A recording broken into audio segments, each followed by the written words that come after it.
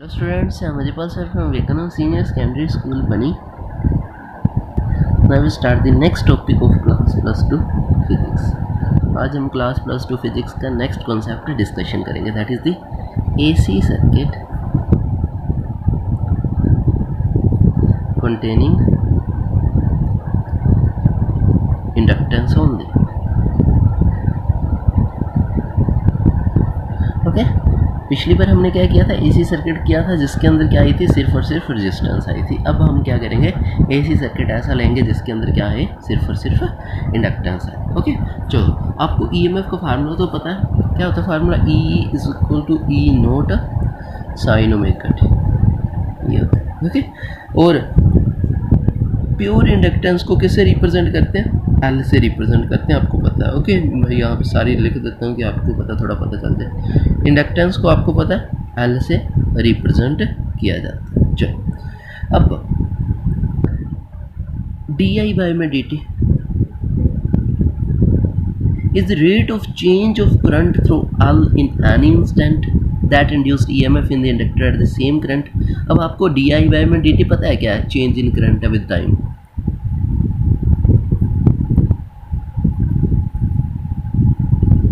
ये आपको पता है। ओके, अक्रॉस इंडक्टर के अंदर। अब इंडक्टर के अंदर एक ईएमएफ इंड्यूस होती है, आपको पता है। एक ईएमएफ पैदा हो जाती है जब उसमें से करंट हम फ्लो करवाते हैं, वो ईएमएफ से अगेंस्ट होती है, that is the L D I by में डी टी। ये फार्मूला आपने याद रखना। ओके, नेगेटिव साइन आपको पता है ना क्यों बता रहा है, नेगेटिव साइड क्या बता रहा है, नेगेटिव साइन का मतलब है कि जो करंट ईएमएफ इंड्यूस्ड हुई है वो अपोज कर रही है, induced oppose the change in current।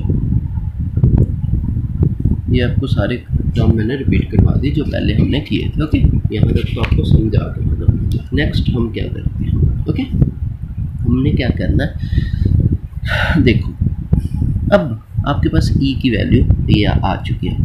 Okay, हम क्या करते हैं, इसी E की वैल्यू को पुट आउट करेंगे। चलो पुट आउट करते हैं। देखो क्या करना हमने,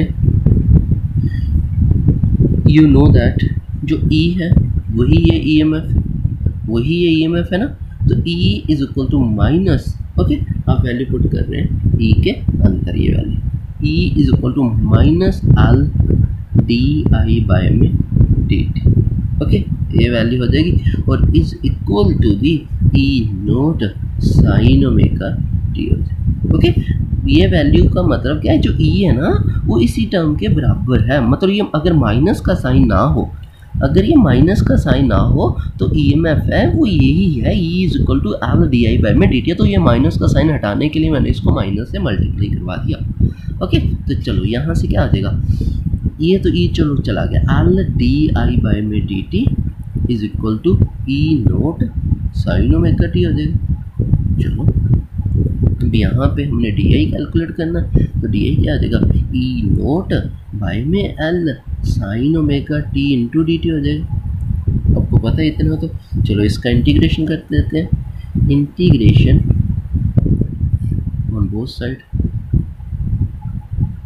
दोनों साइड मैंने क्या किया, इसका इंटीग्रेशन कर दिया। चलो डी आई का इंटीग्रेशन आपको पता आई हो जाएगा, इसका integration E naught by L बाहर आ जाएगा, साइन का क्या होता है minus cos omega T by में ओमेगा हो जाएगा, प्लस कांस्टेंट आ जाएगा। ओके, ये आपको पता। अब यहाँ से आपकी जो आई की वैल्यू आ गई है, ओके, इसका इंटीग्रेशन हो चुका है, मैंने सीधा कर दिया था, तो ये इंटीग्रेशन का हो चुका है। आई की वैल्यू यहाँ से क्या आ गई, माइनस ई नोट बाय में omega L cos omega t है। ओके, अगर इंटीग्रेशन कांस्टेंट हम जीरो लेकर चलते हैं, ये कांस्टेंट हम जीरो लेकर चलते हैं, तो ये वैल्यू हमारे पास आ चुकी है। ओके, तो इस वैल्यू को और मैं क्या लिख सकता हूँ, minus E naught omega L sine 90 minus theta लिख सकता हूँ, sine 90 pi by 2 minus omega t, theta omega t है ना, ये लिख सकता हूँ आसानी से। चलो अब ये की वैल्यू क्या बन जाएगी, I is equal to I naught omega, okay, sine आपको पता है ना